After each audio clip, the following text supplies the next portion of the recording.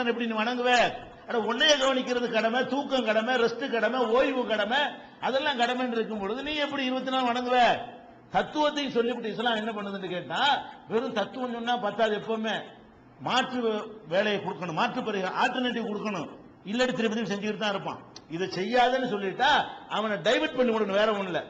இல்லாட்டி அவன் எதுக்கு பழகுனான்னு அதுலயே தான் கடந்துகிட்டு இருப்பான். அப்ப அவனை வேற ஒரு வேலையில திசை திருப்பி விடுவதற்காக இஸ்லாம் என்ன செய்யுதுன்னு கேட்டா, இந்த அடிப்படையும் அவனுக்கு புரிய வைக்குது. இந்த இஸ்லாத்துல மட்டும் நம்ம எல்லை மீறாம இருக்கிறோம்.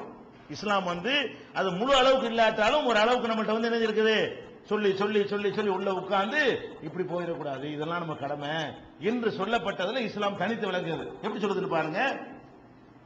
அப்துல்லா இப்னு அம்ருங்கிற ஒரு சஹாபி, அதாவது மற்ற கடமைகளை பாதிக்காத வகையில் தான் வணக்கம். இந்த கான்செப்ட்ல ரசூல் ஸல்லல்லாஹு அலைஹி வஸல்லம் அடுத்த அடிப்படையில் இதை தெளிவுபடுத்துறாங்க. நீ என்ன வணக்கம் செஞ்சாலும் சரி, முதல்ல விளங்கிக்க இஸ்லாம் லேசுன்னு விளங்கிக்க. ரெண்டாவது விளங்கிக்க நீ எவ்வளவு செஞ்சாலும் அல்லாஹ் செஞ்சதுக்கு பத்தாது. ரெண்டாவது விளங்கிக்க. மூணாவது விளங்கிக்க என்ன விளங்கிக்க, நீ உனக்கு இதை தவிர வேற கடமை இருக்குது. மூணாவது நீ விளங்கிக்கிற வேண்டிய விஷயம் என்ன, இதுக்கு மட்டும் நீ படைக்கப்படவில்லை, இது அல்லாத வேற விஷயங்களும் இருக்கிறதுப்பா, அதையும் செஞ்சுட்டு தான் நீ அல்லாஹ் வணங்கணும்.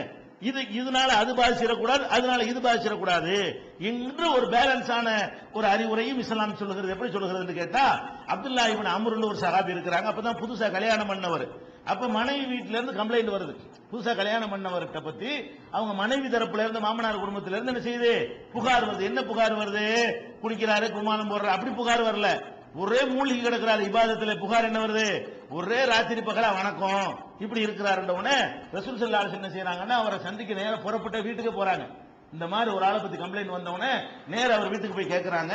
அல முஹ்பர் அன்னக தகூமுல் லைல வ தஸுமுன் நஹார், நீ பகலெல்லாம் நின்று வணங்குவதாகவும் இரவெல்லாம் நின்று வணங்குவதாகவும் பகலெல்லாம் நோன்பு வைப்பதாகவும் எனக்கு புகார் வருகிறதே உண்மையா?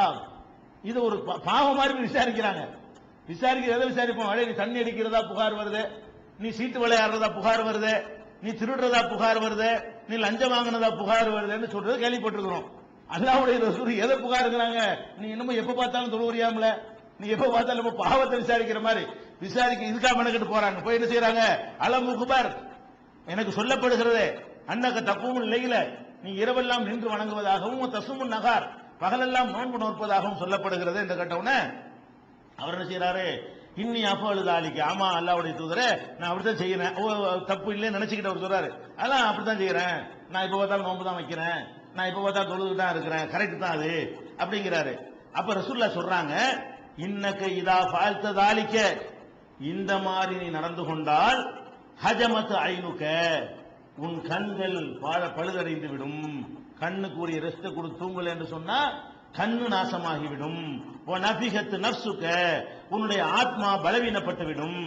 இன்னலி நப்சிக ஹக்கா, உன் ஆத்மாவுக்கு செய்ய வேண்டிய கடமை என்று சில கடமைகள் இருக்கின்றன. அகலிக்க ஹக்கா, உன் மனைவிக்கு செய்யற கடமை என்று கடமை இருக்கிறது. அதனால பசும் நோன்பு வையி, வாஃப்தீர் நோம்ப வீடு, கொஞ்ச நாள் நோன்பு வையி, கொஞ்ச நாள் நோன்பு வைக்காம இரு. கும் தொழுவு நம் தூங்கு, நீ தொழுதுகிட்டே இருக்கிறார், தொழவும் செய்ய தூங்கவும் செய்ய, நோன்பு வைக்கவும் செய்ய வைக்காமையும் இரு. அப்படின்ற மாதிரி நடந்துகிட்டா தான் இந்த கடமையெல்லாம் செய்ய முடியும். இல்லைன்னா கண்ணு வீணா போயிரும், உடம்பு வீணா போயிரும், ஆத்மா வீணா போயிரும், மனைவிக்கு செய்யற கடமையில் நீ தவறியவனாகி விடுவாய் என்று ரசூல் ஸல்லல்லாஹு அலைஹி வஸல்லம் சொன்னதாக புகாரியில 1153, 3419, 5199 இந்த ஹதீஸ்கள்ல நீங்கள் பார்க்கலாம். இன்னொரு அறிவிப்புல ரசூல் ஸல்லல்லாஹு அலைஹி வஸல்லம் இதே சம்பவத்துல இன்னொரு அறிவிப்புல கொஞ்சம் கூடுதல் விவரத்தை சொல்றாங்க. இப்ப இன்னலி ஜஸதிக அலைக ஹக்கா, உன் உடம்புக்கு செய்யற கடமை, கண்ணுதான் இருந்துச்சு, உடம்புக்கு செய்யற கடமை என்று சில கடமைகள் இருக்கிறது. இன்னலி ஐனிக்க அலைக ஹக்கா, உன் கண்ணுக்கு செய்யற கடமை என்று சில கடமைகள் இருக்கிறது. ஒலி ஜௌஜிக்க அலைக ஹக்கா, உன் மனைவிக்கு செய்யற கடமை என்று ஒரு கடமை இருக்கிறது. ஒலி ஜௌரிக்க அலைக ஹக்கா, உன் விருந்தாளிக்கு செய்யற கடமை என்று சில கடமை இருக்கிறது. கடமை என்பது பரவலாக்கப்பட்ட மார்க்கம். இது நீ குறுகலாக்கிக்கிட்டு நான் கடவுளுக்கே அர்ப்பணிக்கிறேன்னு போனீங்கன்னு சொன்னா நிறைய கடமையில தவறி விடுவாய், பாவி ஆயிடுவாய். நீ அல்லாஹ்வுக்கு நிறைய செய்ய போறேன்னு சொல்லி போனால் இதெல்லாம் இதையும் அல்லாஹ் தான் கடமையாக்கி இருக்கிறான். கடமை இருக்கு, அர்த்தம் என்ன, தூங்குறது அல்லாஹ் தான் உனக்கு கடமையாக்கி இருக்கிறான், சம்பாதிக்கிறது அல்லாஹ் தான் கடமையாக்கி இருக்கிறான். அந்த கடமையில் நீ விலகியவனாகி விடுவாய் என்று சேர்த்து சொன்னதாக புகாரியில 1975, 6143 இதுல எல்லாம் இடம்பெற்றிருக்கிறத பார்க்கிறோம். இந்த மாதிரி எல்லாம் ரசூல் ஸல்லல்லாஹு அலைஹி வஸல்லம் அவர்கள் இந்த மார்க்கத்துல மற்ற கடமைகள் இருக்கிறது, வெறும் வணக்கம் மட்டும் இல்ல, கடவுள் மேற்று மட்டும் இல்ல அப்படி சொல்லக்கூடிய மார்க்கம் இது. ஏன்னா இறைவனே தந்ததுனால, இதனால இப்படிலாம் இறைவன் தர்றான், இந்த உணர்வுகளை தந்தது அவன் தானே. இந்த கண்ணு சோர்வு அடையுத அது தந்தது யாரு? நீங்களாவா சோர்வு ஆக்கிக்கிறிய? அவன் தான் அப்படி தந்திருக்கிறான். கொஞ்ச நேரம் நின்ற உடனே உட்காரணும் கூட தோணுத, அது தந்தது யாரு? அவன் தானே அப்படி ஆக்கியிருக்கிறான். அப்ப மனைவியோட சேரணும் தோணுது, அது தந்தது யாரு? அவன் தானே அப்படி ஆக்கியிருக்கிறான். அப்ப அவனே தந்திருக்கிறதுனாலதான் அதையெல்லாம் அனுசரித்து நமக்கு சட்டம் சொல்ற காட்சியை பார்க்கணும். உங்களுக்கு அடிக்கடி சொல்லப்பட்ட சம்பவம் அபூ தர்தா சல்மான் பார்சியோட சம்பவம் உங்களுக்கு தெரியும். ரசூல் ஸல்லல்லாஹு அலைஹி வஸல்லம் அவர்கள் மதீனாவுக்கு வந்த உடனே ஒரு மதீனாவுல உள்ளவரையும் மக்காவுல உள்ளவரையும் சேர்த்து சகோதரர் ஆக்கினார்கள். அகதியா வர்றாங்கல்ல, வீடு வாசல் இல்லாம இருப்பாங்க இல்லையா, வெளியூர்ல இருந்து வந்த ஒருத்தரை உள்ளூர்ல இருந்து ஒருத்தருக்கு இணைத்து நீங்க 2 பேரும் அண்ணன் தம்பி, நீங்க 2 பேரும் அண்ணன் தம்பின்னு சொல்லிடுவாங்க. அப்ப இவர் அவங்க வீட்டுல தங்கி கொள்வார். அந்த மாதிரி ஒரு சகோதரத்துவத்தை ஆரம்ப காலத்தில் ரசூல் ஸல்லல்லாஹு அலைஹி வஸல்லம் ஏற்படுத்தினார்கள். அப்படி ஏற்படுத்தும் பொழுது அபூ தர்தாங்கிற மதீனாவாசியோட சல்மான் பார்சிங்கிறவரை, பாரசி ஈரான்ல இருந்து அவர் ஹிஜ்ர் செஞ்சு வர்றாரு. ஈரானில் இருந்து ஹிஜ்ரத் செய்து வந்த சல்மான் பார்சிங்கிறவரோட சேர்த்து என்ன செய்யறாங்க, இணைச்சு சகோதரர் ஆக்குறாங்க. சல்மான் பார்சி வீட்டுக்கு வர்றாரு. அபூ தர்தா ஆள் வீட்டுல இல்ல. எந்த வீட்டுல ரசூலுல்லாஹ் அவரை சேர்த்து விட்டாங்களோ அந்த வீட்டுக்கு வர்றாரு. யாரை காணா? அபூ தர்தா இல்ல, அவங்க மனைவி தான் இருக்கிறாங்க. அவங்க மனைவியை பார்த்தோம்னு சொன்னா ரொம்ப ஒரு அழுக்கான ஒரு கிழிசலான ஆடை அணிந்து கொண்டு ஒரு உலகத்தையே வெறுத்த மாதிரி ஒரு நிலையில அவங்க இருக்கிறாங்க. அப்ப என்னன்னு கேட்டவுடனே, ஆமா என்னத்த கேக்குறீங்க, உங்க சகோதரர் அபூ தர்தா இருக்காருல்ல, அவருக்கு இந்த உலகத்துல லைசலவு ஹாஜத்துல் ஃபி துன்யா, இந்த உலகத்துல ஒரு தேவையும் அவர் கிடையாதுங்கிறாங்க. அதுக்கு அர்த்தம் என்ன? நான் ஒருத்தி இருக்கிறேன்னு அவருக்கு அதை பத்தி ஒரு இதை உணர்வே இல்ல. மனைவின்னு ஒருத்தி இருக்கிறாரு, அவளுக்கு ஒரு ஆசாபாசங்கள் இருக்குமே, அதெல்லாம் அவருக்கு தெரிய மாட்டேங்குது அப்படின்னு அவங்க சொல்றாங்க. உடனே இவர் விளங்கிட்டாரு. அபூ தர்தா வர்ற வரைக்கும் வெயிட் பண்றாரு. வந்த உடனே சாப்பாடுலாம் இவரே ரெடி பண்றாரு. இவரே சாப்பாடுலாம் ரெடி பண்ணி வச்சுக்கிட்டு அவர் அபூ தர்தா வர்றாருல, பகல்ல வந்துடுறாரு. வந்த உடனே உட்காரு சாப்பிடுவோங்கிறாரு. நான் நோம்பு. யாரு? அபூ தர்தா வந்தவர் என்ன செய்யறாரு? நான் நோம்புங்கிறாரு. நீ சாப்பிட்டா நான் சாப்பிடுவேன், என்னை கவனிக்கிறது உன் மேல கடமை, நீ சாப்பிட்டு நான் பண்ணா கிடப்பேன், சாப்பிடுறியா இல்லையா அப்படிங்கிறாரு. உடனே அவர் நொந்து வேணுங்கிட்டாரு, அதை சாப்பிட்டுறாரு. இரவானவன என்ன செய்யறாரு? அபூ தர்தா எந்திரிச்சு தொழு ஆரம்பிக்கிறாரு. முட்டிச்சு இழுத்து பேசாம தூங்குங்கிறாரு. தொழ விட மாட்டேங்கிறாரு. கொஞ்ச நேரம் ஆனவன மறுபடியும் எந்திரிச்சு இவர் வேணும்னு முடிச்சுக்கிட்டு இருக்கிறாரு, இவர் வாட்ச் பண்றதுக்காக வேண்டிய. மறுபடியும் எந்திரிக்கிறாரு, மறுபடியும் ஆளை படுக்க போட்டு தூங்க வைக்கிறாரு. தூங்க போட்டு கடைசி நேரம் ஆன உடனே இப்ப எந்திரிச்சு தொழுவோம், சுபு கொஞ்ச நேரம் இருக்கும்போது எழுப்பி விட்டு இப்ப தொழுவோம்னு சொல்லி 2 பேரும் தொழுகிறாங்க. தொழுது முடிச்சுட்டு அவர் என்ன சொல்றாருன்னு கேட்டா, அவருக்கு ஒரு அறிவுரை சொல்றாரு. என்ன சொல்றாரு? இன்னலி ரப்பிக்க அலைக்க ஹக்கா, அபூ தர்தாவை விளங்கிக்க, உன் இறைவனுக்கு செய்யற கடமைன்னு சில கடமை இருக்கிறது, வாஸ்தவம் தான்.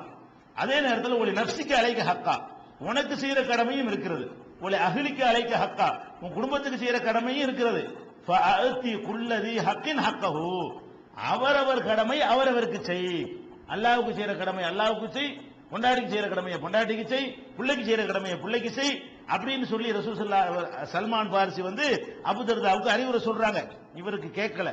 இந்த ஆளை தெரியா தப்பான ஆளை சேர்த்து விட்டாங்க, இவர் நோம்பையும் கெடுத்து விட்டாரு, ராத்திரி பூரா எவ்வளவு ரக்கா தொழுது இருப்போம் அதையும் எடுத்து விட்டு இவர் அட்வைஸ் வேற பண்றாரு, இவரை விடக்கூடாதுன்னு சொல்லி என்ன செய்யறாங்க, இவர் போய் ரசூலுல்லாஹ்ட்ட போய் கம்ப்ளைண்ட் பண்றாரு. இந்த மாதிரி நடப்பு, இவர் இந்த மாதிரி அறிவுரை சொல்றாரு, என்ன பொண்டாட்டிக்கு செய்யணுங்கிறாரு, பிள்ளைக்கு செய்யணுங்கிறாரு, என்ன இது இப்படின்னு சொல்லி கேட்கிறாரு. இவளே ரசூலுல்லாஹ் கேட்டு என்ன செஞ்சாங்கன்னா, சதக சல்மான், சல்மான் கரெக்டா தான் சொல்லி இருக்கிறாரு, நீ தான் தப்பா நடக்கிற. இது புகாரியில 1968 6139 ஆகிய ஹதீஸ்களை எல்லாம் பார்க்கலாம். இதுல இருந்து நம்ம என்ன நமக்கு விளங்குறது என்று சொன்னால், ரசூல் ஸல்லல்லாஹு அலைஹி வஸல்லம் கொண்டு வந்த இந்த மார்க்கத்தில், இந்த தீனுல் இஸ்லாத்தில் அல்லாஹ் கொடுத்த இந்த இயற்கை மார்க்கத்தில், இயற்கையாக ஒரு மனிதன் எதிலெல்லாம் லைக் பண்ணுவானோ, எதிலெல்லாம் விரும்புவானோ, அதையெல்லாம் அவனுக்கு கடமையாக்கி வச்சுப்படுது. தூங்குறது நீ சொல்ல கடமையாக்காட்டால் தூங்கத்தான் போற. கடமையாக இருந்தது தூங்குவீங்களா? அல்லாஹ் கடமையாக்காத காரணத்தினால் நான் தூங்க மாட்டேன்னு உங்களுக்கு முடியுமா? கடமையாக்கினாலும் தூங்கத்தான் போற, கடமையாக்காட்டாலும் தூங்கத்தான் போற. சில பேருக்கு இந்த ஆன்மீக கிறுக்கு கொஞ்சம் அதிகமா போய் என்ன பண்ணிடுவாங்க என்று கேட்டா, இந்த கடமையை மறந்துட்டு அது மட்டும் தான் நினைக்க ஆரம்பிச்சிருவாங்க சில பேர். அந்த சில பேரும் சரியாகணும்ல, பல பேர் கரெக்டா இருக்காங்கனால விட்டுற முடியாது. சில பேர் இப்படி இருக்கிறாங்களே, அப்படி ஒரு நோய் இந்த மார்க்கத்தில் யாருக்கும் வரக்கூடாதுங்கிறதுக்காக வேண்டி இதெல்லாம் கடமைன்னு இஸ்லாம் சொல்லுது. அதெல்லாம் கடமைப்பா, அதுக்காண்டி இதை விட்டுறாத. இப்படி நிறைய கடமைகளை பரவலாக்கி இருக்கிற காட்சியை பார்க்கிறோம். இந்த விதத்திலையும் இஸ்லாம் தனித்து விளங்குகிறது. எப்படி தனித்து விளங்குகிறது? அதாவது மூன்று விஷயத்தை உங்களுக்கு சொல்லப்பட்டிருக்கிறது. ஒன்னு, லேசான மார்க்கம்ங்கிற ஒரு கான்செப்டை இஸ்லாம் பதிய வைக்கிறது. இரண்டாவது வந்து இறைவனை நீ என்னதான் செஞ்சாலும் முழுசாக திருப்தி அடைக்க முடியாது, திருப்திப்படுத்த முடியாது, கருணையில தான் சொர்க்கத்துக்கு போற என்பதை இரண்டாவதாக முன்வைக்கிறது. இயற்கை மார்க்கத்துக்கு ஏற்றவாறு மூணாவது என்ன வைக்கிறது, இது மட்டும் உனக்கு கடமை இல்லை, இன்னும் சில கடமை இருக்குன்னு மூணு வழி இருக்கிறது. இன்னும் பல வழிகளை இஸ்லாம் சொல்லுகிறது இயற்கை மார்க்கத்துக்கு ஏற்றவாறு. அந்த வழிகளை இன்ஷா அல்லாஹ் நாளை தினம்